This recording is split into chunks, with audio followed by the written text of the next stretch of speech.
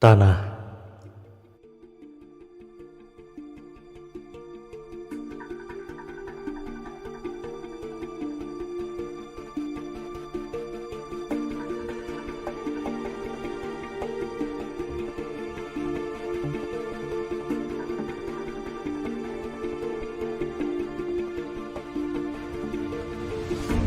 Tanah merupakan benda alam yang ada di permukaan bumi yang terdiri dari bahan mineral, bahan organik, air, dan udara. Komposisi tanah pasti berbeda-beda, sehingga tanah yang kita ketahui mempunyai jenis yang bermacam-macam.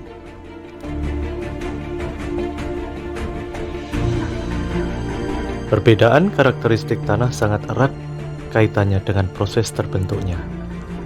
Tanah yang ada di gunung berbeda dengan tanah yang ada di aliran sungai ataupun di rawa-rawa. Oleh sebab itu, perlu kita pelajari bagaimana dinamika bumi agar kita tahu tanah apa yang nantinya akan terbentuk di sekitar saudara. Selamat menikmati, selamat belajar.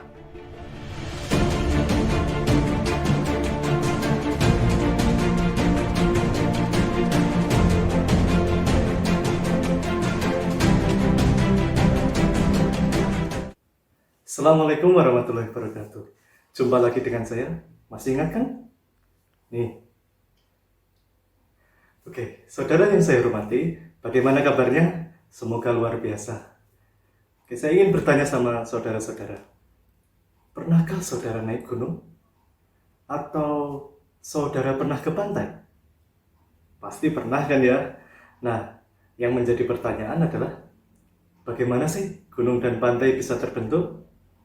Atau pertanyaan lain, mengapa ada gunung, mengapa ada pantai? Atau kalau kita bisa berpikir lebih ekstrim lagi, bagaimana sih proses bumi ini bisa terbentuk? Jika saudara penasaran, maka ikutilah perkuliahan dinamika bumi ini dengan baik. Karena ketika kita sudah mengetahui geomorfologi suatu wilayah, maka akan lebih mudah dalam mempelajari proses pembentukan tanahnya. Jika saudara penasaran, maka ikutilah perkuliahan dinamika bumi ini dengan baik. Karena ketika kita sudah mengetahui geomorfologi suatu wilayah, maka kita akan lebih mudah dalam mempelajari proses pembentukan tanahnya. Selamat belajar. Kita masuk ke capaian pembelajaran. Capaian pembelajaran dari materi dinamika bumi ini adalah 1. Mahasiswa mengetahui teori-teori terbentuknya bumi. Yang kedua, mahasiswa mengetahui pembentukan relief bumi. Dan yang ketiga, mahasiswa paham perbedaan masing-masing bentuk lahan di permukaan bumi. Untuk memudahkan proses belajar saudara, maka ada instruksi pembelajaran untuk materi dinamika bumi ini. Yang pertama, silahkan baca textbook dari materi dinamika bumi di e-learning. Yang kedua, silahkan lihat video pembelajarannya. Yang ketiga, di akhir kegiatan nanti akan ada game memory training untuk meningkatkan pemahaman adik-adik terkait dengan materi dinamika bumi. Setelah itu, adik-adik bisa mengerjakan tugas. Nah, seperti biasanya, sumber belajar adik-adik bisa lihat di stella2010wordpress.com atau bisa lihat di e-learning berikut ini. Untuk memperkaya materi, bisa lihat di buku metode inventarisasi sumber daya lahan, dan pastinya semua materi ini sudah ada di YouTube dengan link berikut. Sekarang kita masuk ke dalam pendahuluan. Bentuk lahan di muka bumi berkaitan dengan aktivitas kulit bumi yang terdiri dari bentuk, susunan, lapisan bumi, dan perubahan dalam bumi, atau kita sebut dengan dinamika. Kemudian selain itu, ada juga aktivitas dari luar bumi yang meliputi pelapukan, pengangkutan, dan pengendapan. Proses-proses tersebut melibatkan tenaga dari dalam bumi, atau kita sebut dengan tenaga endogen, dan tenaga dari luar bumi, atau kita sebut dengan tenaga eksogen. Nah, silahkan lihat gambar berikut ini. Ini adalah contoh untuk proses eksogen. Ini adalah proses endogen, dan yang ketiga adalah selain dari eksogen endogen ada pengaruh topografi dan manusia seperti gambar berikut. Sebelum kita membicarakan bagaimana relief bumi terbentuk, alangkah lebih baik kita pelajari dulu bagaimana teori pembentukan bumi. Sangat banyak sekali bagaimana ilmuwan-ilmuwan dalam mengkaji tentang teori pembentukan bumi. Namun yang akan kita pelajari di sini adalah salah satu teori pembentukan bumi yang diprakarsai oleh Laplace yang kami unduh dari link berikut. Teori ini dinamakan teori bola kabut atau nebular theory. Silahkan melihat tayangan berikut.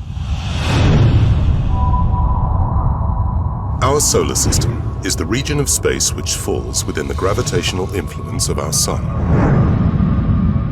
The solar system is thought to have begun forming about 5 billion years ago from a giant spinning cloud of gas and dust.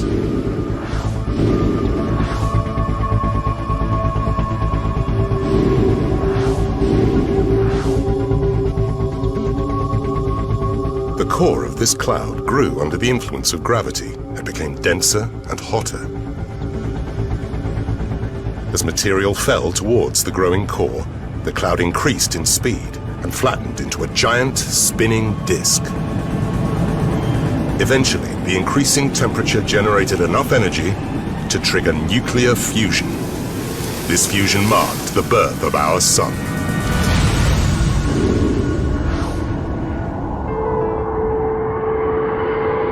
The lighter gas was swept far out into the solar system, leaving heavier, rockier material and metallics with high melting points nearer the Sun.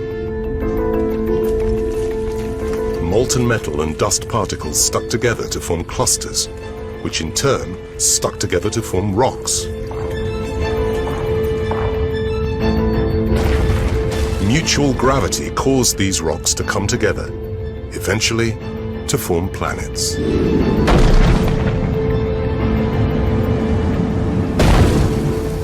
In the hot inner regions of the solar system, rocky planets with metal cores were formed.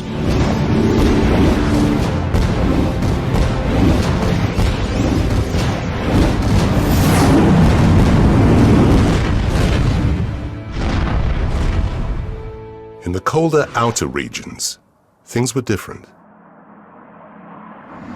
Further from the Sun, temperatures dropped. Water vapor condensed and turned to ice. This ice, combined with the vast amounts of gas blown away from the Sun, meant there was a lot more material here than in the inner regions. As huge cores of ice and metal grew, the gases swept away at the Sun's birth were attracted through gravity. When the accretion of most of the ice and gas was complete, we were left with the gas giants.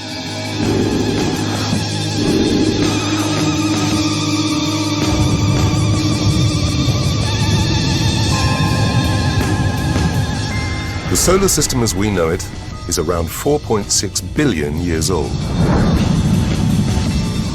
It's looking pretty good for its age.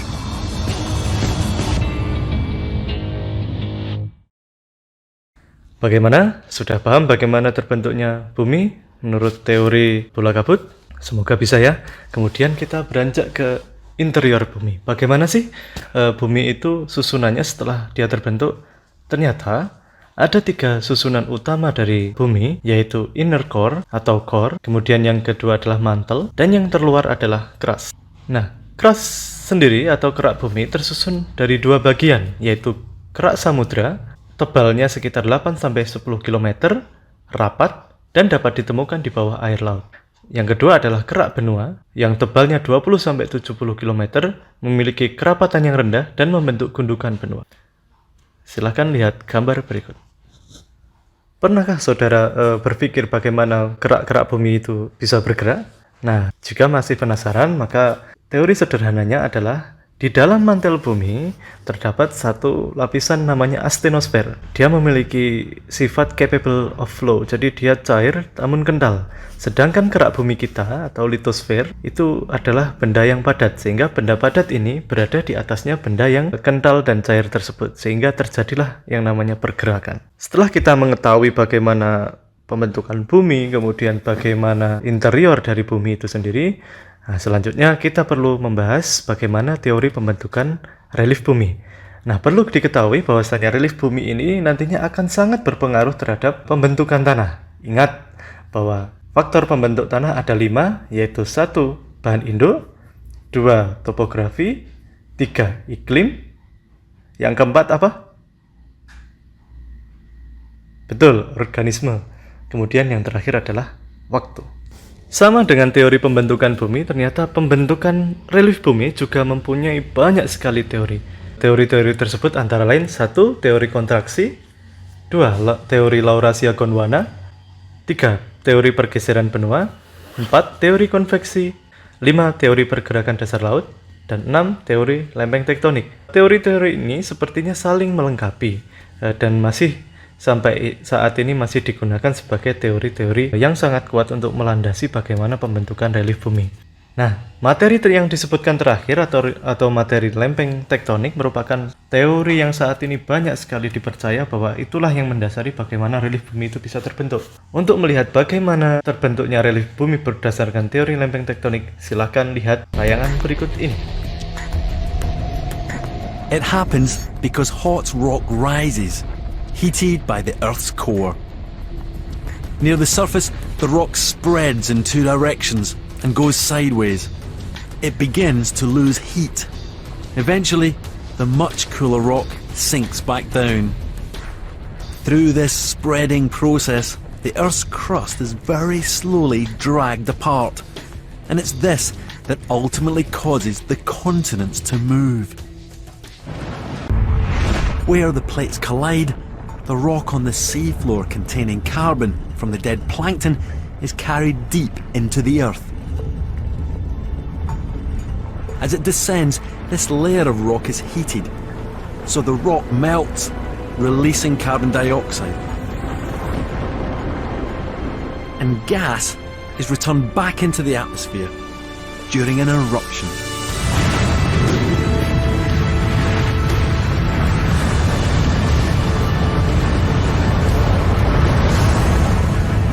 The remarkable cycle is complete. Oke, bagaimana? Sudah paham? Jika ada pertanyaan, silahkan sampaikan di komen. Nah, itu tadi adalah bagaimana teori pembentukan relief bumi berdasarkan teori lempeng tektonik. Tapi ada satu teori lagi yang juga sangat kuat dan dipercaya itu adalah dasar daripada pembentukan relief bumi, yaitu teori continental drift. Nah, kalau saudara-saudara adalah penikmat film di bioskop, maka pasti tidak asing dong dengan continental drift. Ini merupakan salah satu judul film animasi terkenal, yaitu Ice Age, berjudul Continental Drift. Baik, sekarang silahkan lihat gambar berikut. Nah, berdasarkan teori Continental Drift ini, dulunya benua itu hanya dibagi menjadi dua, yaitu Laurasia dan Gondwana. Kemudian masing-masing bagian dari benua itu retak kemudian bergerak. Ingat bahwa tadi ada yang lapisan namanya astenosfer menyebabkan lempeng itu bisa bergerak. Ada yang menjauh, ada yang mendekat, ada yang sama-sama mendekat atau sama-sama menjauh. Sehingga kita bisa lihat 135 juta tahun yang lalu Laurasia dan Gondwana menjadi seperti ini. Ini berlaku hingga saat ini sehingga kita bisa lihat bagaimana benua-benua yang ada di permukaan bumi. Kenapa sih teori ini menjadi teori yang sangat kuat? Ternyata ada bukti-buktinya. Ada 5 bukti kuat yang mendukung bahwa teori ini sebenarnya adalah teori yang mendasari bagaimana relief bumi itu kemudian terbentuk. Yang pertama adalah continental fit.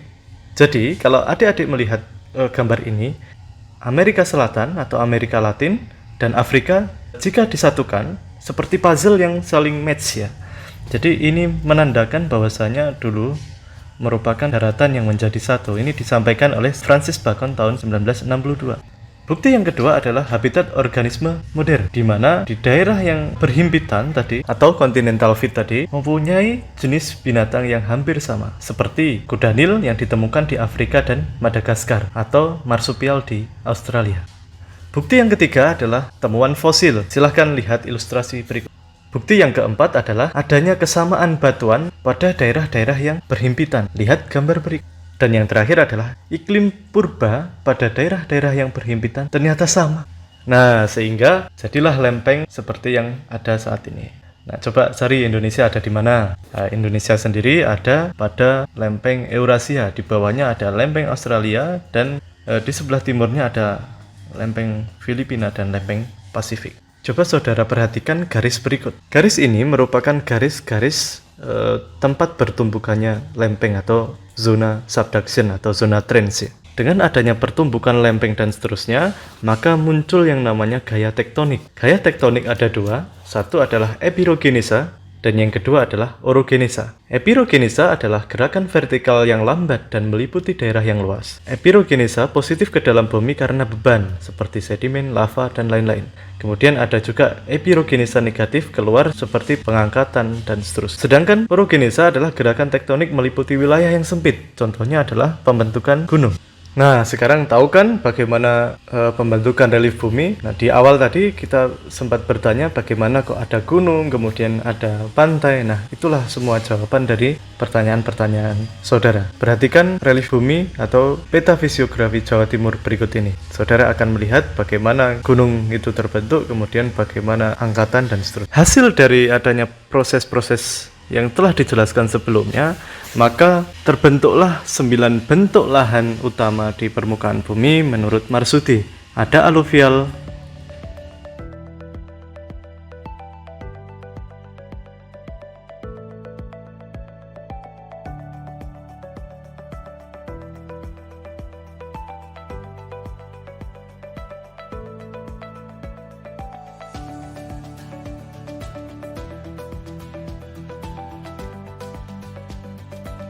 ada marin,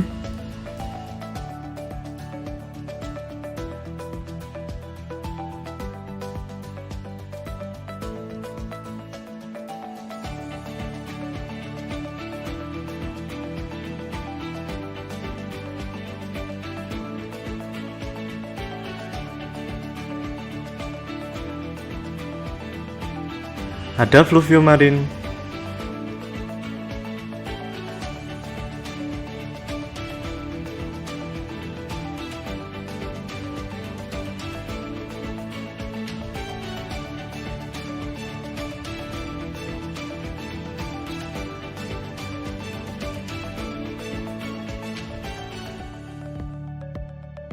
ada gambut,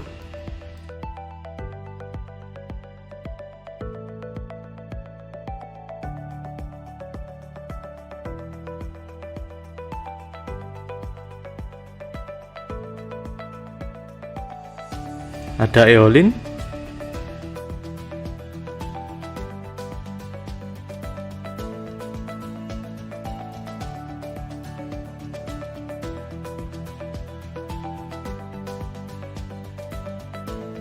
ada tektonik,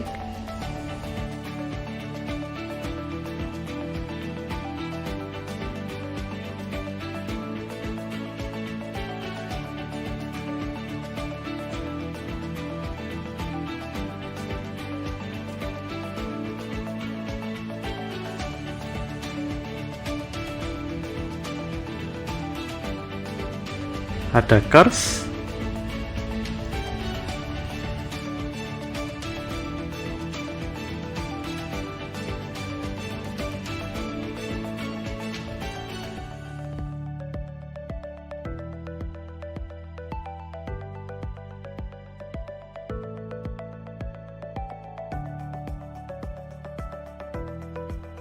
ada vulkanik,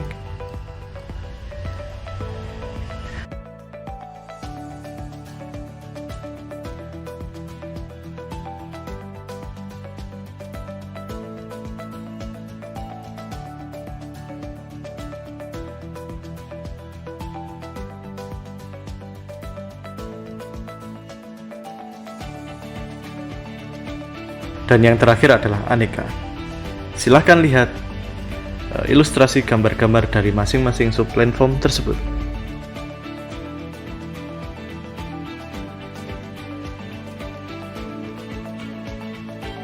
Demikianlah akhir dari tutorial hari ini. Semoga bermanfaat dan menambah wawasan saudara semuanya. Viva Soil, Soil Solid.